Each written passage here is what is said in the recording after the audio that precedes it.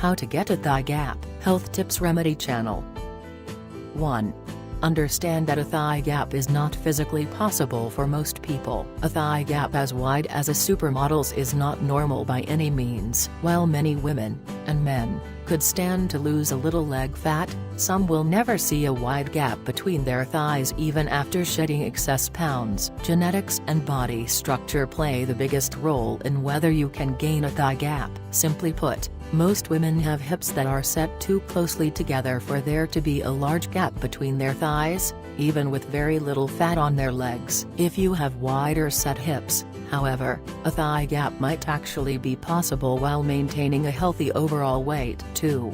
Set realistic expectations. Dieting and exercise will not give you a thigh gap overnight. It is a long-term lifestyle change, not a quick fix. Physical results could take as long as 3 to 4 weeks to start showing. Even then, some girls' genetics keep them from achieving a thigh gap, no matter how skinny they are. Whatever the case, it is not healthy to achieve a thigh gap by skipping meals or by exerting yourself to exhaustion. Stay motivated by noticing the ways in which a healthy diet makes you feel better. Instead of simply looking better, you might have more energy, or notice that your clothes fit in a more flattering way. It may not be what you wanted, but learning to be happy with who you are is a skill you will need to develop whoever you are. 3.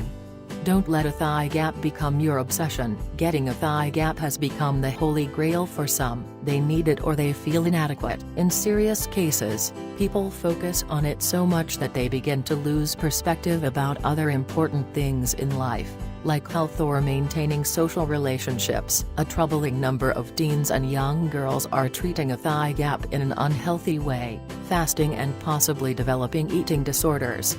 1, 2, 3.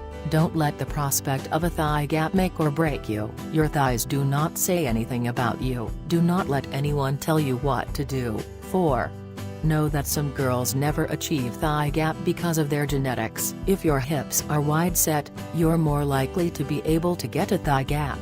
6. If you happen to be one of the many girls whose hips are not wide set, exercising or diet may not make a thigh gap possible. However, exercise and diet do, to some extent, have an effect on your thighs. The influence of genetics in relation to thigh gap is not as irreversible as its relation to bone structure. 5.